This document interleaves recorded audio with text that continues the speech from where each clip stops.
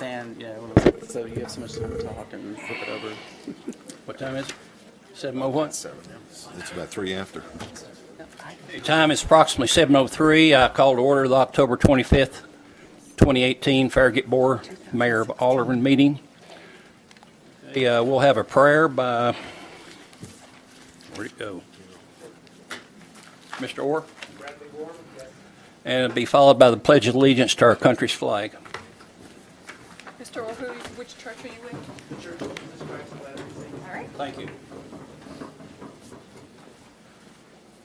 Our eternal Heavenly Father, we are indeed grateful and blessed to gather in such a beautiful site to be part of this great government activity. We're grateful for those who serve our community and pray that God will bless them and strengthen them, that they will be an inspiration to lead our community, to strengthen our efforts to serve one another. And pray a blessing, Father, for those who have been displaced and are suffering the effects of the recent weather events in Florida, North Carolina, Georgia, Florida, and others, that they will be blessed and that those neighbors and friends and community members will rally around to lift and strengthen them. Again, we are grateful for thee, Father, and pray that thou will bless us in this community, that we will be truly united, that we will avoid the partisan politics that we see surrounding us, that we will love one another and lift one another. In the name of thy Son, Jesus Christ. Amen. Amen.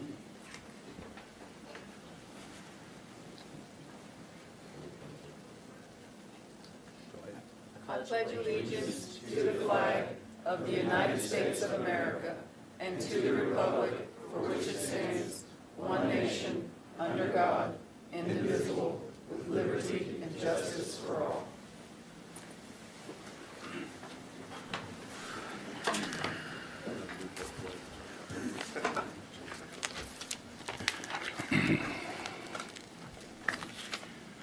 Okay, the agenda. Do I have a motion to approve the adoption of this meeting's posted agenda? Move to approve. I second. We have a motion to approve and a second. All in favor, vote yes. Yes. Any noes? Any abstains? Motion to adopt is approved. Okay, under the mayor's report, I have nothing, but I'll give the floor to Vice Mayor for her report. Thank you, Mayor. I wanted to read into the record a letter that we received from the Tennessee Recreation and Parks Association bragging on our Parks and Rec Department.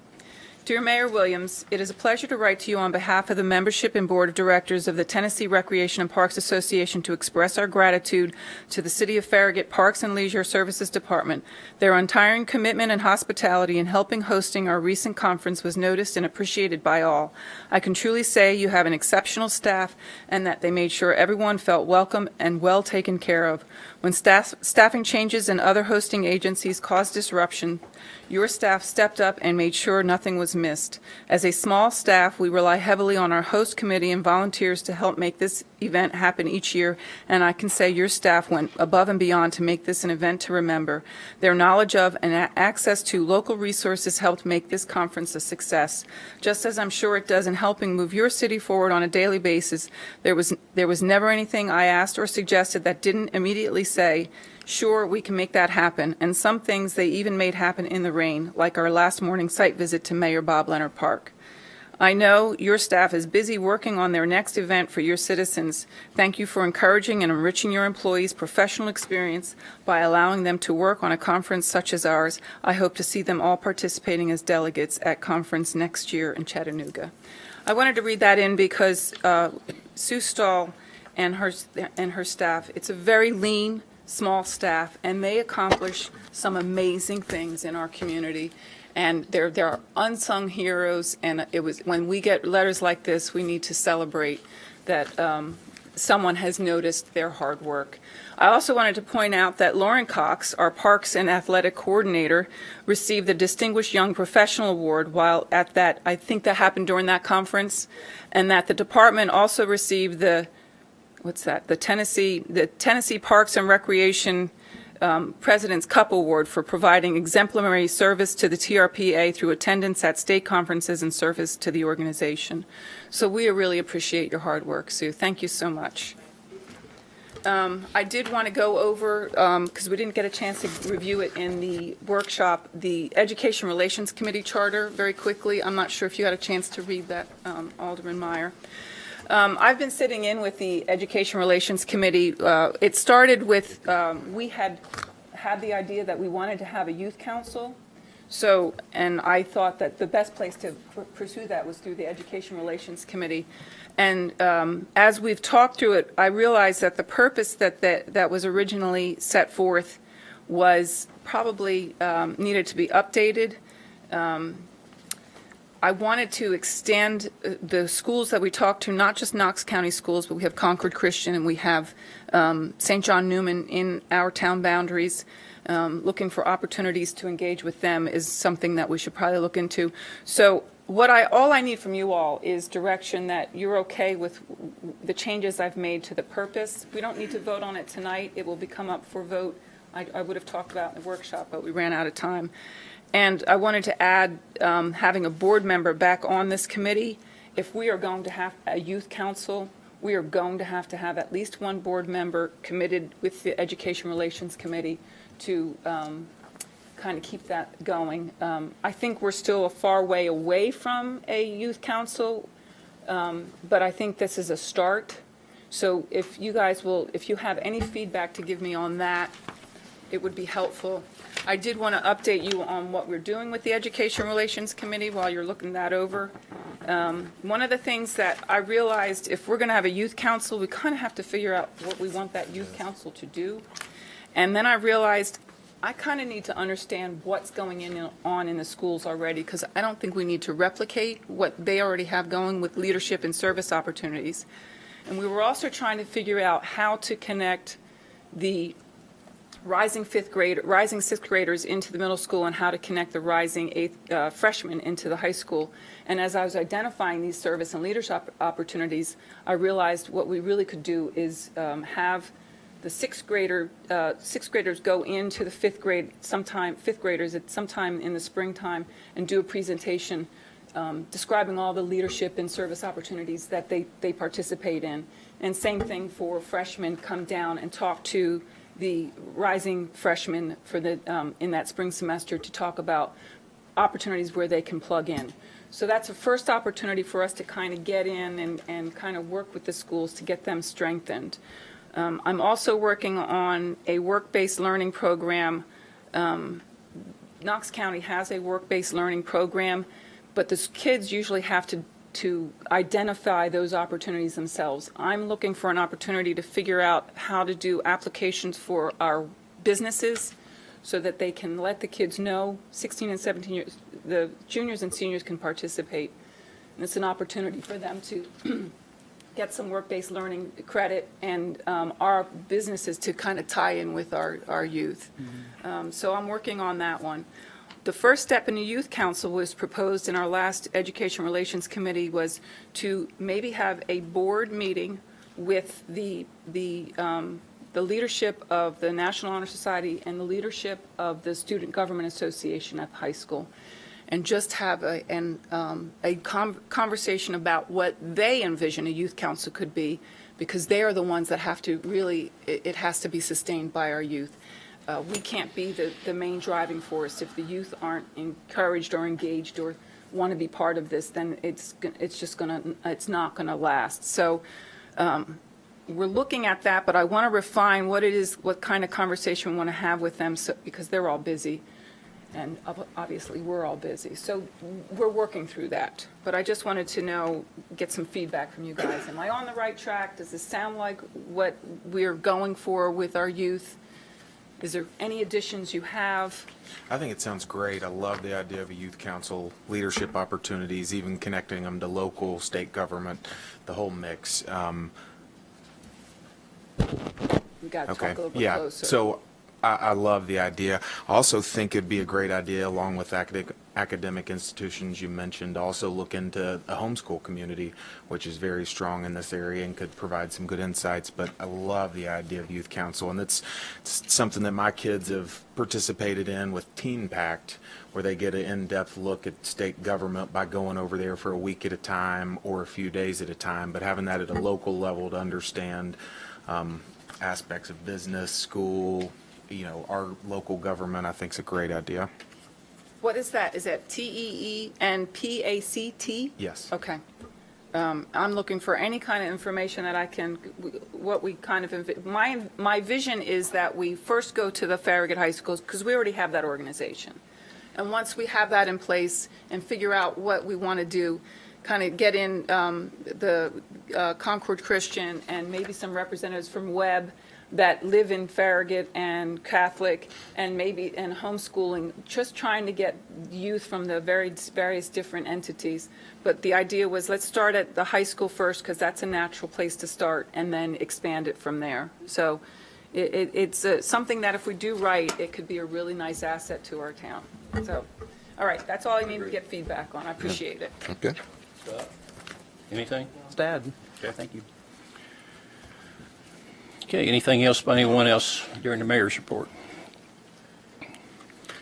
Okay, we probably have some signed up for the Citizens Forum. We do. Our first one is Albert Rohn. Who? And there is a piece of paper on your desk that look like this has University of Tennessee at the top. Got it. Oh, thank you. That's what he will be speaking to us about. Mayor Williams, Vice Mayor Poland, and Alderman. My name is Albert Rohn, and I'm a student at the University of Tennessee. And to my right, these unfamiliar faces are fellow students as well.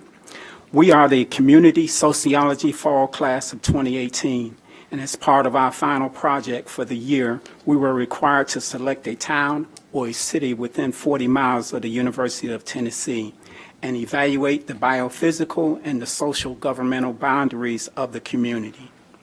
The evaluations is a three-part process. First, we developed a plan, and we know a plan is only as good as you communicate it, and that's our task on tonight. In phase one, we conducted research of the historical information of the town of Farragut through academic sources, historical archives of your town meetings, and internet sources. In phase two, we want to actually get out into the community and talk with the citizens and business owners and committee chairpersons to experience the real life of Farragut, and that will start in November. Our final phase is our presentation on December 4th to our instructor, Dr. Robert Emmett Jones. Our project is not an official evaluation in any sort. The final product will only be given to our professor, and if you desire a copy, Professor Jones has authorized us to provide a copy to the Board of Mayors and Aldermen members. Attached is a copy of our Fall 2018 syllabus with the contact information of Dr. Jones and the list of all the students participating in this project. And if I can call the names of the students that are here, I want to have them stand so you can see a familiar, so you'll be able to put a name to the faces. Zach Akey, James French, Not here. Malik Johnson, Hey. Dustin Lynch, Ricky Martinez, Nathaniel Ray, and Justin Williams. So we'll be out in your community throughout the month of November, and we just wanted to let you guys see us so you know that, you don't have a group out there and everybody's calling and say, what's going on? Thank you. Thank you. We appreciate you guys coming out to our community. Yes, ma'am. Our second speaker is Amy Klinsky.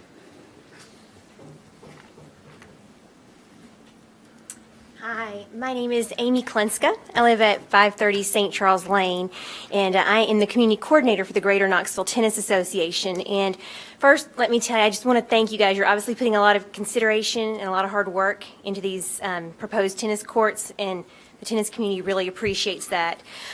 Couple of things just from listening at the workshop that I want to talk to you about. I know that you guys were talking about, did you want to make these community courts or did you want to make these competitive courts? And from a community standpoint, I would tell you that yes, the high school would love to have these courts and not have to host their home matches in Hardin Valley at Tennessee Tennis Club and Academy. But also, you would have middle school matches there. I organize all of the middle school tennis teams for Farragut Middle School, and we have more teams and more kids playing than any other middle school in all of Knox County. I have 12 teams of middle school tennis players, which represents 67 kids. And there is a shortage of courts all over Knoxville. We play our home matches out of Fort Sanders, but we're only allowed so many of their courts to use because they need to reserve courts for their members. So I can guarantee that you would have middle school matches. The intermediate school and the primary school are also participating in the elementary league, which is a league that was established about 3 years ago. But we're first timers in that league, and we had almost 50 primary and intermediate school kids competing in that. So there's another resource for your courts. And it's great for the community to have those courts to walk onto. I know so many times my family and I go over to Concord Park to try to use one of those two courts, and they're full, and you have to try to go somewhere else. But I think that you are missing out if you don't allow these courts to also be competitive courts. There is a 55 and over combo tournament taking place in Knoxville this weekend, and it's over 500 people coming to Knoxville, and also including Knoxville citizens, but taking part in this tournament. And it is a multi-venue tournament. Most of the tournaments, I took my daughter to a tournament in Chattanooga last weekend, and we weren't just at one facility. We were at multiple facilities all over. And sometimes it's, parks and recreation courts. Sometimes it's club. It's a combination of all of those. But you end up spreading out around multi-use courts. And I know you were concerned about how many people might be coming, but the amount of people coming are going to be the amount of people that your courts can support. It's not like you're going to be having all 500 participants or however many are in a tournament. So, the tennis community is usually a really respectful, upstanding community of people. It's not like you would be hosting like a demolition derby or something like that. We're very respectful, it's a very nice crowd of people, the tennis community is. And when you take out that competitive aspect, you also take out the revenue that it could bring to Knoxville or to Farragut. I mean, when we go to tournaments outside of the city with our kids, we are spending a lot of money on hotels, on restaurants, at gas stations, in that area where we're playing. So when you don't allow it competitive and allow those people to come in, then Farragut's missing out on that revenue. All those businesses, all those business owners who vote, they're missing out on the revenue that could bring in. So I think when you refuse to let it, if you just be a community court, you need to open your mind to that. I also would tell you that I thought the gentleman who spoke on the schematics did such a good job, but I would also recommend that you have a small building there that's a tennis office, because you are going to need someone to organize the people as they come onto court. Even if you just make it a community center, you can talk to the people who run West Hills and Tyson Park, and those are city of Knoxville courts, and you need someone there to organize and make it run. We really need these courts.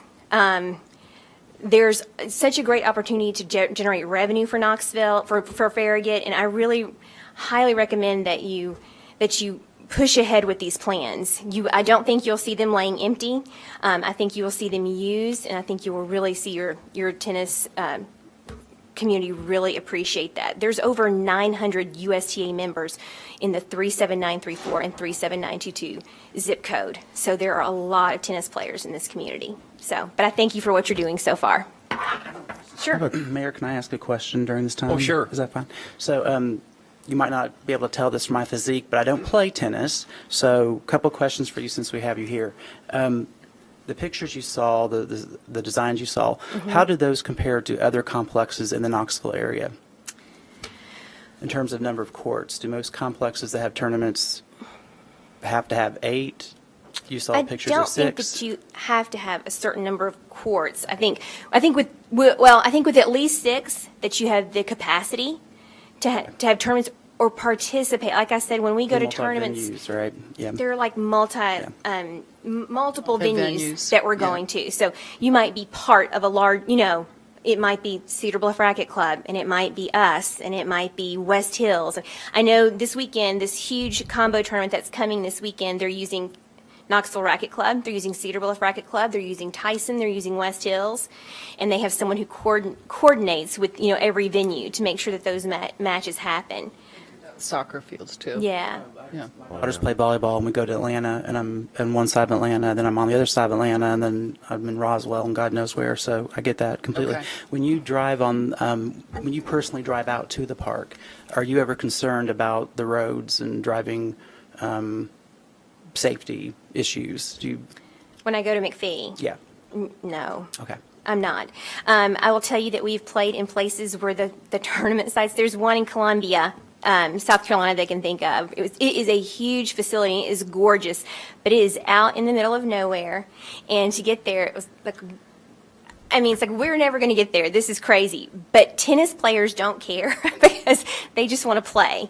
So they're willing to go that extra or that, a route that might seem complicated to somebody. They will go to wherever that they can play.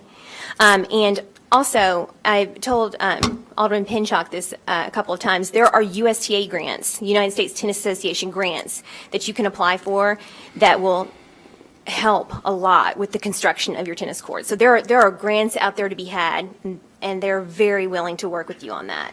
One more question Grants for this. available for a multi-use court? Yes, If pickleball's put on it? I believe so. I would have to research that for you a little bit and see, because if USTA is giving you a grant, they want to be able to have USTA sanctioned tennis on those courts. So in fact, I just texted somebody that because I knew that question was going to come up. So I can find that out for you if USTA will still give you the grant if they're dual courts. One more question. So you mentioned the middle school and the high school Yes. using the courts. So how much time, just generally speaking, would all the courts be occupied by the school players so that the community would not have Yes. access to them? Great question. Any idea? So middle school matches, we tell players they can arrive at 4 o'clock because they need some warm-up time before they start playing. And then the matches start at 4:30, and they usually end right at 6 o'clock. So 4 to 6 in the afternoon. How many times a week That during the goes season? from the first week in September Okay. until the very end of October. And then there is like a middle school playoff for, teams that can advance. And right now we play those at Tyson and West Hills, but if they needed courts, and we could help them out with that. But that goes, so basically you're looking at September and October. That's for middle school It'd be tennis. school season, but then some of these other tournaments you mentioned, the one in Knoxville this week, Yes. that's not obvious. That's not school. No, just those are club or USTA, adult. Okay, gotcha. yeah, Okay. combo teams, Okay. yeah. And then high school is a spring season. Okay. So, and that usually starts at the beginning of March, or middle of March, and goes through the middle of May. Would you all be looking to practice on those courts also? That would be great if they would be available to us. Right now, we're going to, like I said, we're going to Hardin Valley, and Well, that's unfortunate. it is unfortunate. It's very unfortunate to have to tell the teams that we're having a home match, but no, you're not coming to Farragut. How many courts do you practice on currently? For high school or middle school? Both. Well, middle school, I do my practices out of Fort Sanders, and we have so many kids that we have to have 3 days, separate days, so that there are 3 separate skill divisions. I have B and C1 and C2, and I know you don't know what that means, but so all the Bs practice together on Friday for an hour, all the C1s on Monday for an hour, and all of the C2s on Tuesday for an hour. So, and then high school practices once a week only for an How hour. many courts? High school would probably be probably 4 to 6 courts. And then my middle school, each one of those divisions uses either 3 or 4 courts. My B division is really big in middle school, so they use all 4 indoor courts at Fort Sanders when we practice there. Have high school matches, how many courts do you use for that? 6? Well, 6 is great because it is 4 girls singles matches, 4 boys singles matches, and then 2 girls doubles matches and 2 boys doubles matches. That's a total of 12 courts. So if we have 6, that's great because you can play, you can play 6 matches and those come off and then you play the other 6. So, and that's in middle school, you only get 2 courts at all your facilities. So it's about the same timing for high school matches, for about 4 to 6. So can I give you a piece of homework? Yes. So can you find out for us what capital improvements budget has been set aside by Knox County schools to build tennis courts at Farragut? By Knox County schools, I'm not sure that there has been, but I can try to find out. Okay. That'd be great. Sometimes you get homework when you come up and That's give comments. okay. You never know. I don't mind. Okay, so you want the budget? I'd like to for- know, I don't know if Knoxville, actually, the city builds courts for the schools because the school's really funded by the county. I don't mind a capital investment for our community. I'm struggling with trying to have this capital investment because Knox County Schools doesn't have the money or the budget to Okay. build tennis courts at Farragut High School. So I'm just wanting to know for Right. sure, though, is there any future, in the future, is Knox County Schools going to go ahead and come up with some money for some courts at the high school? For Farragut, I can tell you probably know just from talking to the athletic director at the high school. I'm so happy to go and try to, research that a little further and find out for sure. But from what I have been told, from the athletic director, no. But let me double check and find out. But I would encourage all of you to keep an open mind and think big when it comes to these courts. And I don't mean, let's build 12 courts. I mean, think big in terms of what these courts can, who can play on these courts. What can be brought to these courts in terms of competitive matches and what that revenue might be like that's brought into Farragut by what you're bringing in on those courts. That's my concern, is what you're saying is, I think of it as a community courts because that was always intended to be a community park. By bringing in competitive matches, and I don't have a problem with us building it for community reasons, and then it, like you said, the number of people that our courts support will come into that. But the intention isn't, when you build our community projects, we're for our community, and when you start thinking that big and start thinking about sports tourism, your community tends to get pushed out. And so I don't want to see that happen. When you look at where McPhee Park is, the closest commercial is in southwest Knox County. That's not where you're going to see a lot of, you're not going to see commercial development there. You might see a we're looking and envisioning small commercial, neighborhood commercial, and across the street from that circle. But that's meant to be neighborhood. So to me, you get a little, I'm concerned about our community was built for the high quality residential nature quality of it. So if we want to be driving commercial traffic, do we want to keep that closer to the highway where our commercial entities are and where it's convenient and it's not degrading the quality of life for the people that live in this community? There's a fine line there, and so that is my concern. I don't have a problem with tennis courts because I've heard we have a demand for it, and pickleball courts.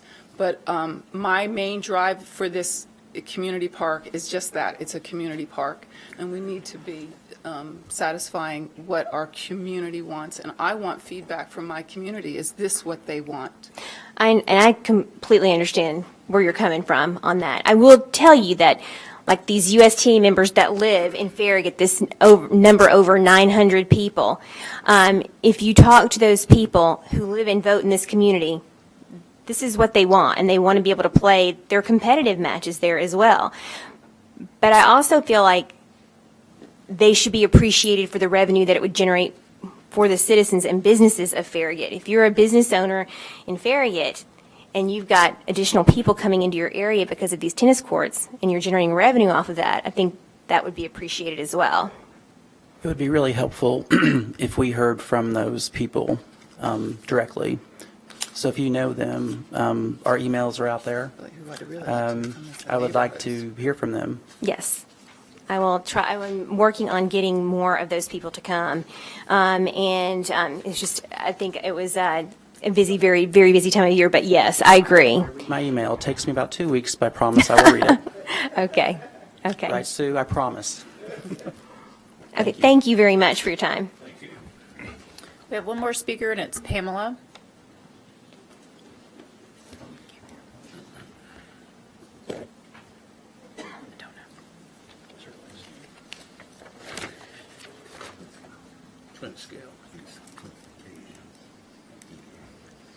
Hi, I'm Pamela Knierim, and I've never done this before, so I'm a little nervous, but I think I'm one of those people you wanted to talk to. I'm a former tennis player, and I would still be playing if I were physically capable or younger.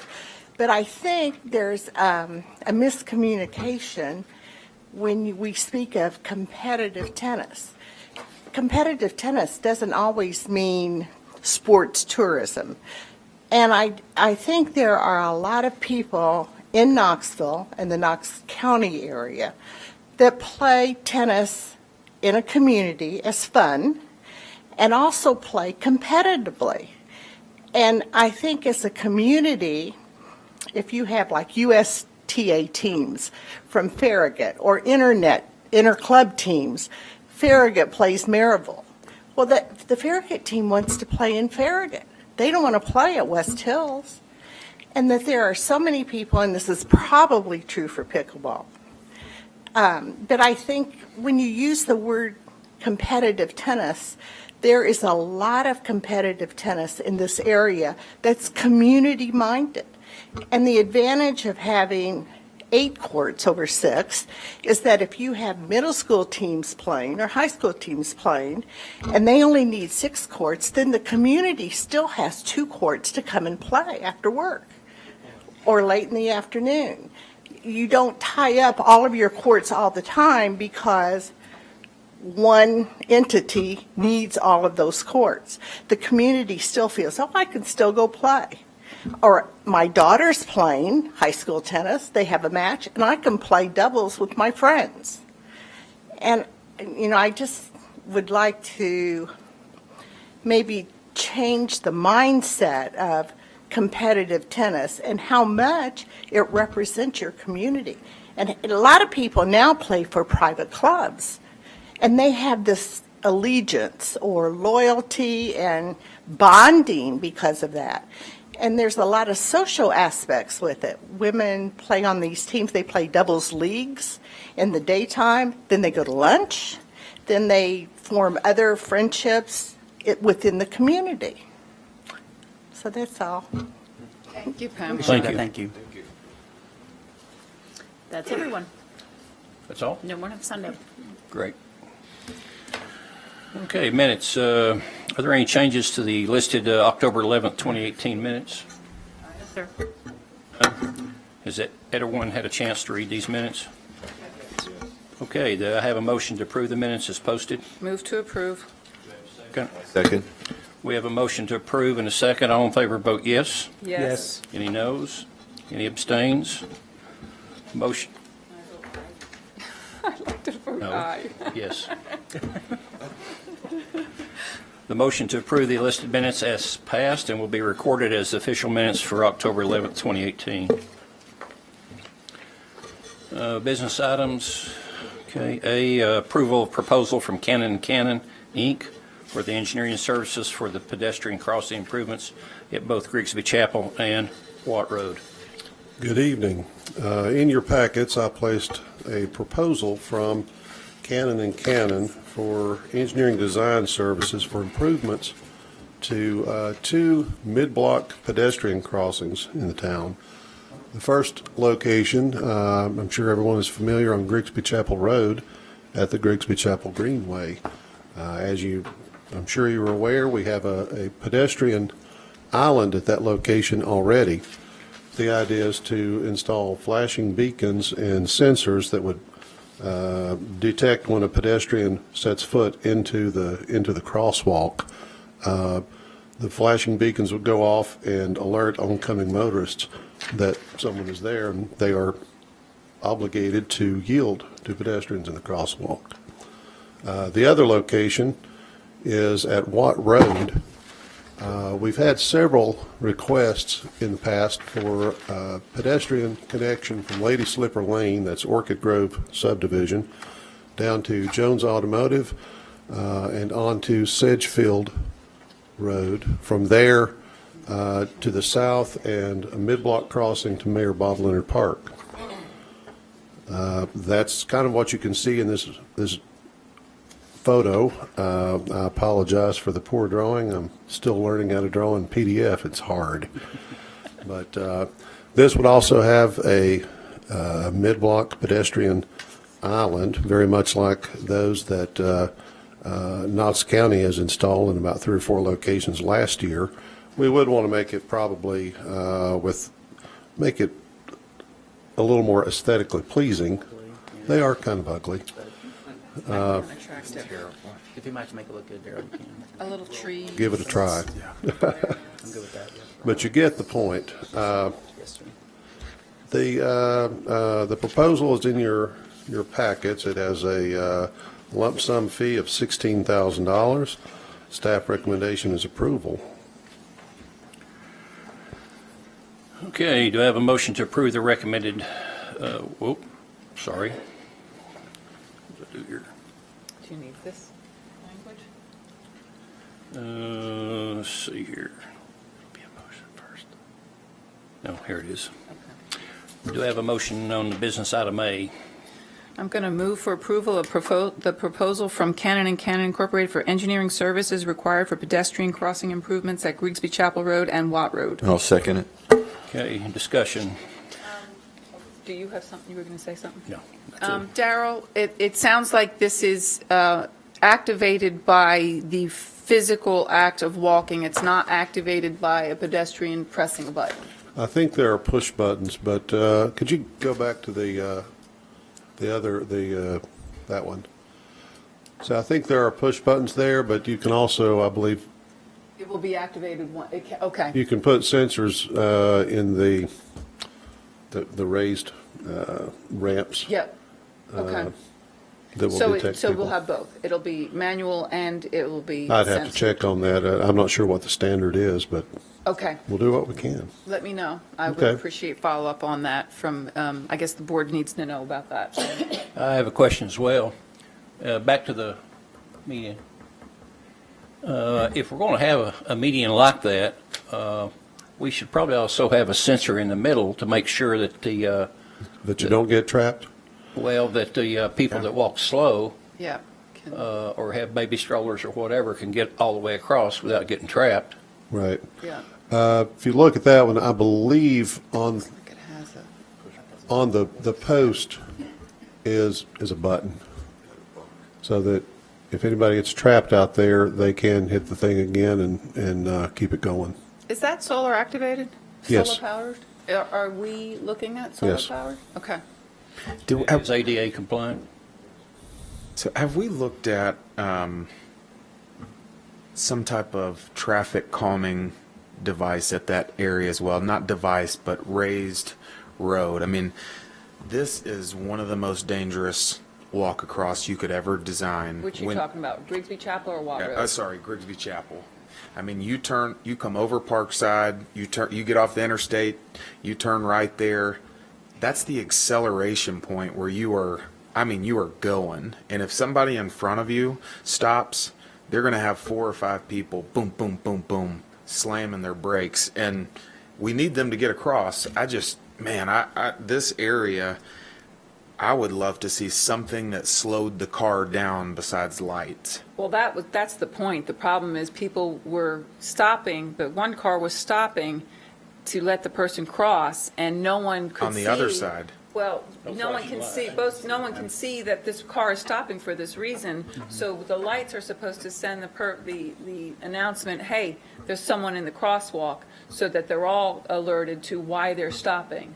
That was the point of this. I get that. I think they're And it's raised there. It is a raised, there's a. on the road. No. The island is raised. Island is. And then it's flat in between, and there is a place where they can, what do you call, it, take shelter, so that they are Correct. protected.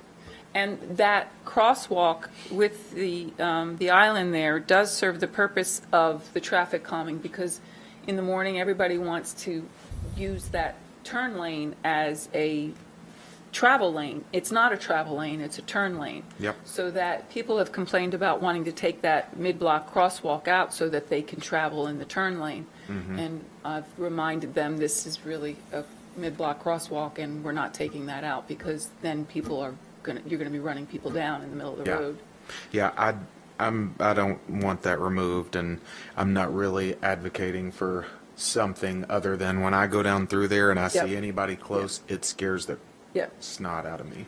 That they're gonna take hey, this is our right of way, we turn our bike down, and if that happens, that is disastrous. So I don't know what the other options are besides lights. I think that's a good step, and it brings people's attention. Yeah. I thought something raised in the road would make it so. Oh, you mean a raised cross? Oh, I see what you're saying. Yeah.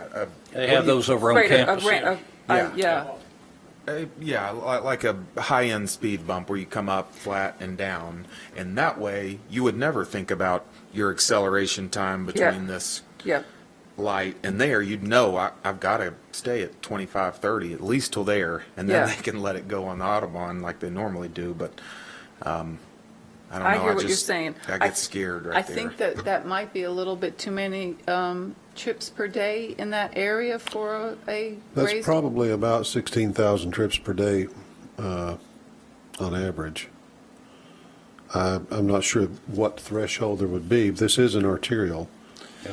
Mike- Generally, we don't do anything in the way of in the travel lanes of an arterial. We can look into the matter, though, and I think we need to My see my what- concern is there's going to be more foot traffic here than before, because they're talking about parking over on the south side of the road and the employees walking to the north side to get to Right. Mellow Mushroom or Water to Wine, whatever they're going. So there's going to be more traffic walking across this road than we've ever had. So Crossing at the intersection. This This is is safer closer. cross than the intersection. Yeah. That intersection, when people, they don't tend to stop when they're making that right-hand turn. They just go around it. Well, I think it's that- something we definitely need to wrap our heads around, because move back towards the plaza. If we have a town center and a plaza and we need to get people across that, I mean, that's the same issue. I don't necessarily know that avoiding the issue here and bringing the issue here does a whole lot more. Drew, one of the issues with what you're proposing is that mid-block crosswalk is a natural place for people to want to cross. And so Right. you tend to put in a crosswalk where people are actually crossing. So the trails meet up in there, so it's a natural place where even if we didn't have a crosswalk They there, would try to. people would be trying to cross there. So your best bet is to put in a mid-block crosswalk there. I think the lights are a good first step to see if that's going to solve our issue. It's something that we're going to be putting in at Watt Road, so it's an opportunity to explore and see if we need to go beyond that. So you're looking at possibly a two-step, do this first and then possibly add the and then raised see area what- later. Those lights are necessary. I mean, that's for sure. I drive that. I think we all 3-4 agree times we a got to day. do something here. Totally agree. Yeah. Horrible in the morning because they're coming to Campbell Station Road with the sun in their eyes, and in the afternoon, That's as the they same. turn the corner, the sun's in their eyes, and so it's the flashing lights will, I think, get Absolutely their help. attention. So I've got nothing else. I've got nothing else. okay, looks like we need a vote then. We have a motion and a second. All in favor, vote yes. Yes. Any noes? Any abstains? Motion is approved. Okay. Business item B. This is my favorite agenda item of the whole year. And it's the approval of the dates for the November and December meetings. And currently, the meeting dates are Thursday, November 8th and 22nd, and the December meetings are December 13th and 27th. The second meeting in both November and December will need to be canceled. As of the 18th, 3 of the 5 board members will be absent for the 27th meeting. And if the need arises, we can have a special called meeting. So the motion is to cancel the meeting of November 22nd, 2018 and December 27th, 2018. Okay, do I have a motion to approve the recommended November and December board meeting dates? I'll move to cancel the meeting of November 22nd and December 27th. Do I have a second? Second. We have a motion and a second. All in favor, vote yes. Yes. Any noes? Any abstains? Motion to approve business item B has been approved.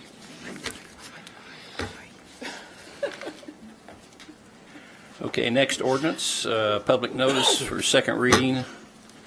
Number 1, ordinance 18-14, an ordinance to rezone partial 95 and a portion of partial 94, tax map 152N, Group A, which is the end of Thornbush Lane and Sheffield subdivision, 6.272 acres from R1 and agriculture to R1/OSR. Dave Wilkinson applicant. Any changes since the first reading? No, sir. This is a piece of property that is just to the west of the developed portion of the first phase of Sheffield subdivision off of Turkey Creek Road. And as we talked about at first reading, the request for this ordinance is to rezone a portion of property that's currently zoned agricultural, and then a parcel that's currently zoned R1, both to R1 OSR, open space residential overlay.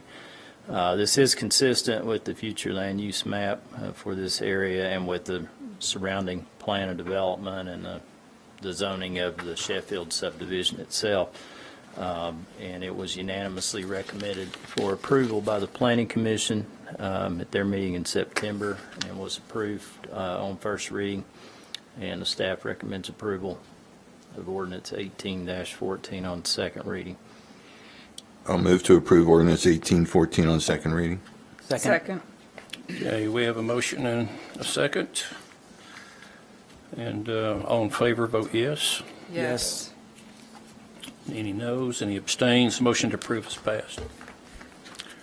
Okay, second ordinance, public notice and second reading on ordinance 1815, an ordinance to rezone a portion of partial 94, tax map 152N, Group A, 3.61 acres from A to R1. Dave Wilkinson applicant. And any changes since the first reading on No, this? sir. This is an area that's just to the south of the previous item, and it was part of a re-subdivision plat that was approved by the Planning Commission in September. The property is currently zoned agricultural, and the request is to rezone it to R1 so that it would be compliant with the lot size requirements for the size of this parcel after the re-subdivision. It's about a little over 3.5 acres. The R1 is consistent with the use of the property. Currently, it has a single-family residence there, and also with the surrounding plan of development. And this was also unanimously recommended for approval by the Planning Commission in September, and was approved on first reading, and the staff recommends approval of ordinance 18-15 on second reading. To approve ordinance 18-15 on second reading. Second. I have a question really fast, and it's something just curiosity. Yep. Trying to fit a sidewalk. I know that we have something over there north of what's already rezoned. Is the connection through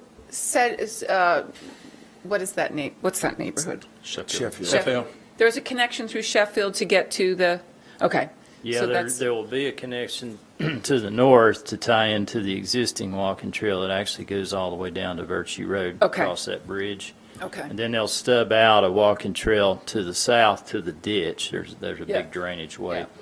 there. And then they're also going to be constructing a sidewalk connection to the existing sidewalk on Englecrest Lane. Okay. Into this. And new- that's what gets you to Turkey Creek. No, you can't. subdivision? No? No. No, you can't get there yet? This is an area that I would love to see addressed because it stops at the end Yes. of Brixworth Okay. and then kind of picks up So we in still have Sheffield. work to do to connect. It's a topographically challenging question once you, I mean, where it ends, where Okay. Drew's talking about, it is really challenging topographically to do much from that point all the way to Virtue Road. Okay. But it is a So that's a significant missing missing link. gap Yes. that we certainly are aware of. Okay. You just about have to go up into the middle of people's yard to even Yeah. make it work. It would be a real project to address, yeah. But if it happened, would. you could go from one end, the telephone company, all the way down Oh, to yeah. McPhee, Yes. loop around. Now we can connect in front of the golf course. I mean, that's It's a very important missing link, yeah, Okay. that's true. All right. I appreciate that. That's all I had. Any more discussion? I haven't done. None. Okay, we have a motion and a second. No more discussion. All in favor, vote yes. Yes. Any noes? Any abstains? Motion to approve is passed.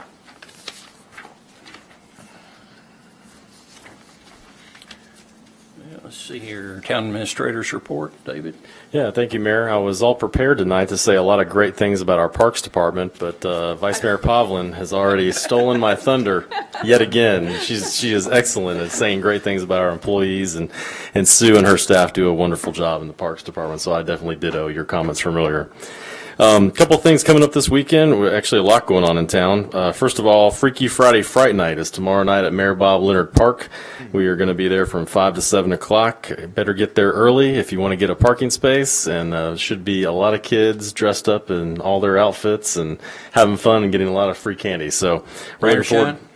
Where's that? I'm sorry. Rain or shine? Rain or shine, we are going to be out there. So usually shine means more people, rain means less, but I think we will have a big crowd no matter what. any insight on your costume? You're seeing it right now. Middle-aged man in a suit. That's right. That's right. Last year, some girl asked me, "What am I?" And I said, "I'm an alderman." And she said, "What is that?" Great costume, lady. Question great. a lot still. What's going on? We also have the Farragut 13.1 half marathon going on Saturday morning. I think that starts at 8 o'clock at the Village Green Center. And then afterwards is the post-race party that's sponsored by Planet Fitness and put on by the Farragut Business Alliance. Steve is working hard on that, Krimpaski from the FBA. And so that's going to be a great event and a lot of runners all over town that morning. And right after that, if anybody wants to go to it, the Farragut Primary School is holding their Fall Festival on Saturday from 11 to 3, and this is their biggest fundraiser of the year. So I know Mayor Williams is going to be volunteering that day. And I'll be selling cakes and pies and brownies and whatever else they got to sell. I'll be stopping by and seeing the mayor. they have a lot of good baked goods that I saw in there today, actually, when I walked in. So anyway, a lot of great things going on in town this weekend. That's all I have to report. I forgot to mention, we have Farragut High School takes on Hardin Valley tomorrow night Friday at night, home that's right. for the district district championship. championship. So 7:30, so you can go trick or treat at the park and then come over and watch Farragut win. Concord Christian's homecoming also. So after you're doing all that, you can pop by and have some barbecue, and then go get some cake tomorrow or Saturday at the Fall Festival, and then walk through our trails and lose weight. Approximately 7:55, and October 25th, Farragut Board and Mayor and Alderman is now finished. And do I have a motion to adjourn this meeting? Move to adjourn. We have a second. I'll second. All in favor? Aye. Yes. Tie. Yes, geez.